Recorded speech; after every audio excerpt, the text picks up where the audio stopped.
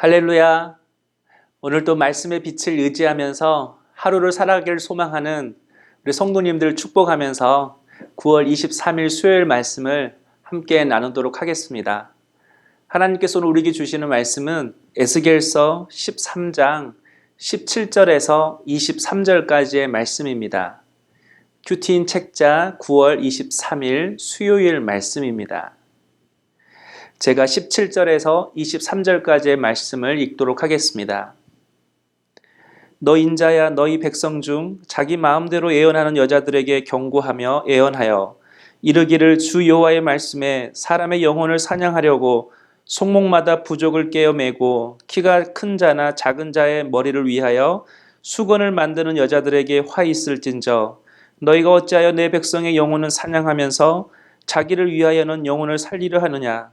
너희가 두어 움큼 보리와 두어 조각떡을 위하여 나를 내 백성 가운데에서 욕되게 하여 거짓말을 고지 듣는 내 백성에게 너희가 거짓말을 지어내어 죽지 아니할 영혼을 죽이고 살지 못할 영혼을 살리는도다. 그러므로 나 주 여호와가 이같이 말하노라. 너희가 새를 사냥하듯 영혼들을 사냥하는 그 부적을 내가 너희 팔에서 떼어버리고 너희가 새처럼 사냥한 그 영혼들을 놓아주며 또 너희 수건을 찢고 내 백성을 너희 손에서 건지고 다시는 너희 손에 사냥물이 되지 아니하게 하리니 내가 여호와인 줄을 너희가 알리라. 내가 슬프게 하지 아니한 의인의 마음을 너희가 거짓말로 근심하게 하며 너희가 또 악인의 손을 굳게 하여 그 악한 길에서 돌이켜 떠나 삶을 얻지 못하게 하였은즉 너희가 다시는 허탄한 묵시를 보지 못하고 전복도 못할지라. 내가 내 백성을 너희 손에서 건져내리니 내가 여호와인 줄을 너희가 알리라 하라. 아멘. 바벨론에 거주하는 이스라엘 포로 공동체 안에는 남자 거짓 선지자들만 있었던 것이 아닙니다. 여자 거짓 선지자들도 있었습니다. 바로 오늘 본문이 이런 여자 거짓 선지자들을 향한 하나님의 심판의 메시지입니다.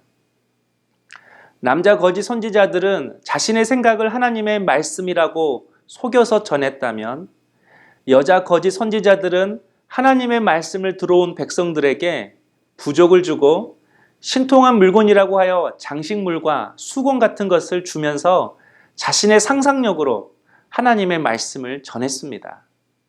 그리고는 그의 대가로 보리와 떡을 받았습니다. 마치 점쟁이가 점을 쳐주고 복채를 받듯 그렇게 애언을 하고 헌금을 받았던 것입니다. 이로 인해 분별이 없는 많은 백성들이 미혹을 받아 넘어졌습니다. 그래서 하나님은 이런 여자 거짓 선지자들을 향하여 심판을 선고하고 계시는 겁니다. 성도 여러분, 18절 말씀처럼 이 시대에도 우리의 영혼을 사냥하는 거짓 선지자들이 있습니다.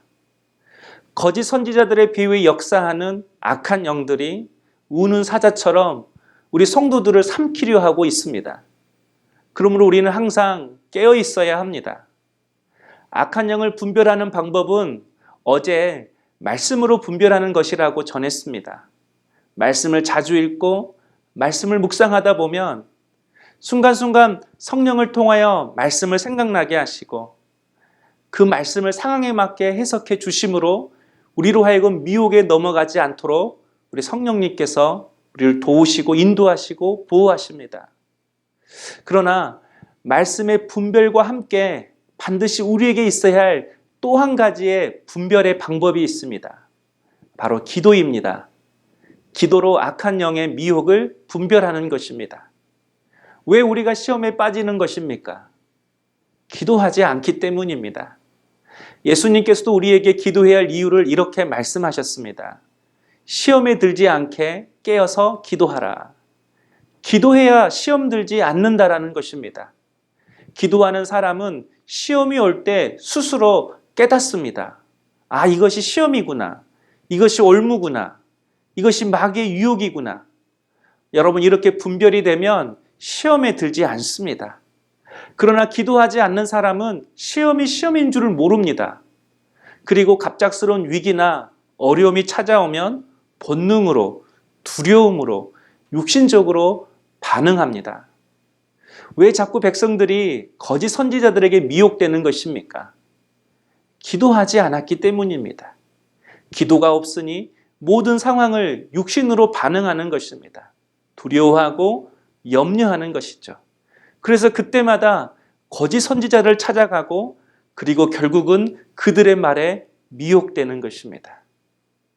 물론 거짓 선지자들의 잘못이 있습니다. 지금도 하나님이 주신 신령한 은사로 애언을 하고 복채를 받듯이 돈을 받는 그런 점쟁이와 같은 사꾼 목자들이 있습니다. 교회에 돌아다니면서 담임 목사가 좋아하는 헌금 설교를 하면서 일당을 받듯 사례비를 받는 목사들, 그런 강사들도 있습니다. 11조 안 하면 저주받는다. 11조 떼먹으면 망한다. 그래서 빚을 내서라도 선 11조 해라. 여러분은 절대 그러지 마십시오. 하나님을 마치 일수돈 받아내는 조폭으로 가르칩니다. 그런데 여러분, 그런 잘못들이 그 선지자들만의 잘못입니까? 손바닥도 마주쳐야 소리가 나듯 미혹된 백성들에게도 잘못이 있습니다. 하나님의 음성을 듣고도 자신이 원하는 메시지만 골라서 듣고 싶어하는 영적인 편식이 그들 스스로를 미혹되게 한 것입니다. 예수님을 닮아가려는 신앙의 노력, 십자가 앞에서 자기를 부인하고 자아를 깨트리는 그런 신앙의 목표가 아니라 어떻게 하면 빨리 성공하고 어떻게 하면 빨리 복을 받을 것인가. 바로 이 욕심이 우리 스스로를 시험 들게 한 것입니다. 그러므로 이제 성도들도 영적 분별력을 가져야 합니다. 이 거짓을 분별하기 위해서는 진짜를 알아야 합니다. 진짜를 알기 위해서는 기도해야 합니다.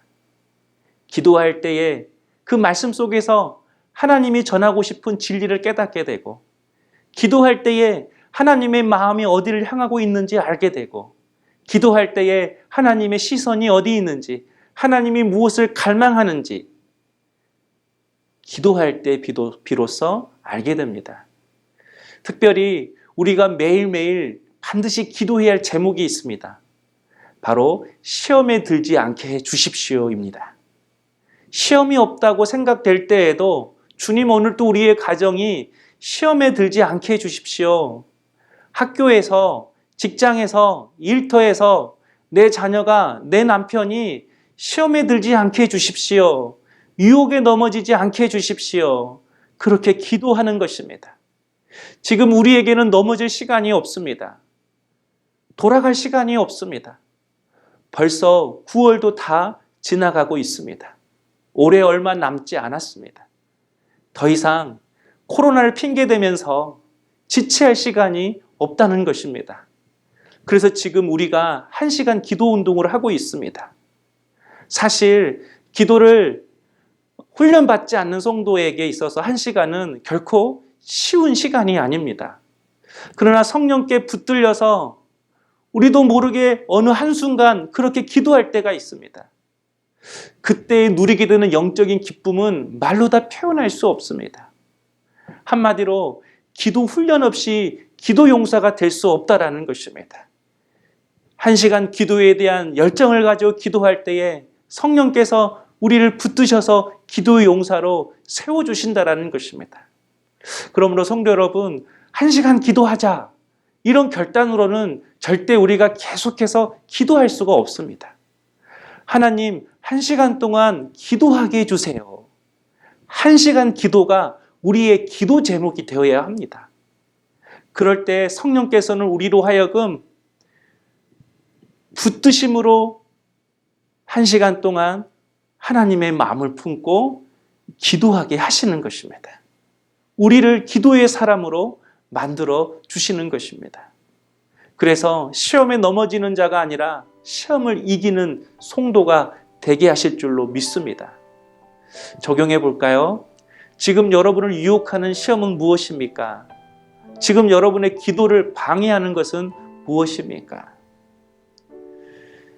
기도에 낙심하지 말고 하나님의 응답하심을 믿고 매일매일 기도의 자리로 나아가 악한 영의 유혹을 분별하고 시험을 이기고 승리할 수 있는 우리 물된 동산교회 성도님 될 수 있기를 주님의 이름으로 축복합니다. 기도하겠습니다. 사랑의 주님, 하나님의 마음을 알고 주님의 진리를 붙들고 믿음으로 걸어가기를 원합니다. 우리에게 기도의 영을 부어주셔서 기도를 통하여 악한 영의 미혹을 분별하게 하여 주시고 하나님의 마음, 하나님의 뜻을 붙들고 나갈 수 있는 저희들 되게 하여 주시옵소서. 더 이상 돌아서지 않게 하시고 지체하지 않게 하시고 이제는 기도의 결단을 통하여서 이제 남은 후반기도 기도의 뜻을 세우고 기도할 수 있는 우리 물된 동산교회 모든 성도님 될 수 있도록 은혜를 더하여 주시옵소서. 예수님 이름으로 기도하옵나이다. 아멘.